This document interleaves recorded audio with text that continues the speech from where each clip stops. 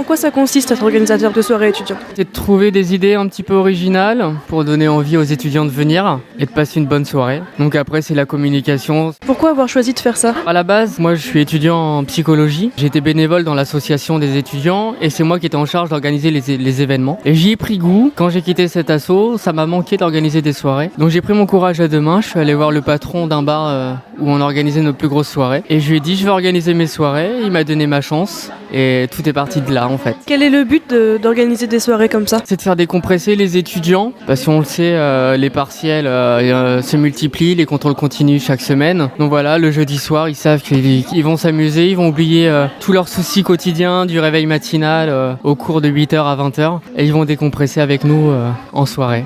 Est-ce que vous faites ça juste sur Caen ou ailleurs? Pour le moment, c'est uniquement sur Caen, mais j'ai des propositions près de Cherbourg. Comment est-ce que vous organisez vos soirées? Tout part d'un thème. J'ai un thème qui vient à l'esprit, comme par exemple la soirée pyjama. Et je vais voir le patron de l'endroit principal où j'organise à Caen. Et on trouve une date et ensuite tout est dans la communication. D'où vous viennent ces idées? Du plus profond de mon esprit tordu. Le plus gros exemple que j'ai, c'est la soirée Amérique Campagne, qui a été la plus grosse soirée de cette année où j'ai fait 1500 personnes. J'ai eu la date 10 jours avant. Le patron me dit j'ai jeudi dans 10 jours. Donc j'ai fait d'accord, je vais trouver une idée. Et en fait, je rentre chez moi, je regarde, j'allume la télé et il y avait American Pie. Et je sais pas, mon esprit tordu a lu Amérique Campagne et j'ai bien aimé le jeu de mots. J'ai fait bon, on va faire une soirée américaine avec ce titre. Du coup, c'en est votre métier ou plus une passion? Les deux. C'est mon métier parce que je gagne ma vie avec ça, donc j'ai mon entreprise. Et c'est une passion parce que j'ai pas l'impression de travailler en fait. Je suis payé pour faire s'amuser les gens. Et ça a pas de prix. Tout simplement, voilà, dans la vie, il y a des gens qui sont payés pour sauver des vies. Il y a des gens qui sont payés pour vous pourrir la vie. Et moi, je suis payé pour leur égayer la vie. Et c'est génial. Est-ce que vous travaillez seul ou en équipe? Je travaille tout seul. Je crée mes soirées tout seul. Les seules équipes que j'ai, c'est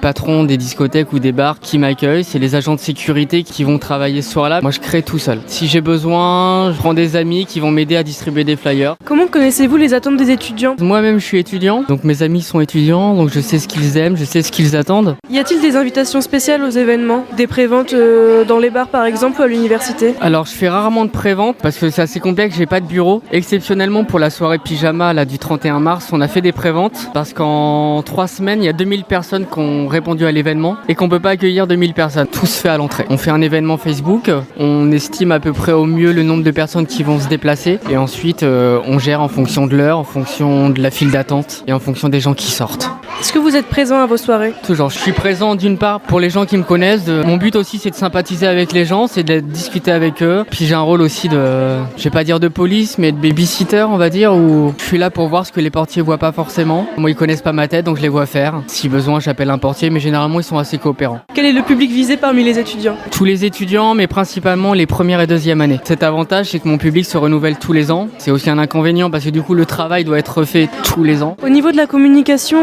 quand le public est renouvelé, comment ça se passe? Alors tout passe par Facebook. Moi j'ai un compte, j'ai une page et le bouche à oreille fait que ils vont m'ajouter ou je vais les ajouter et ils vont voir mes événements. Des gens qui sont dans mes amis Facebook qui vont être invités à l'événement, les amis des amis des amis vont être invités et on s'y retrouve comme ça. Et au final, un événement Facebook se retrouve avec 4000 invités en moyenne. Quelle est la prochaine soirée à venir? Alors ma prochaine soirée c'est ce jeudi, le 10 mars, c'est l'after carnaval. Et ensuite la grosse soirée à venir dont tout le monde parle, c'est la soirée en pyjama du 31 mars. Est-ce que vous avez des idées de prochaines soirées qui ne sont pas encore programmées ou dont vous n'avez pas encore parlé au public?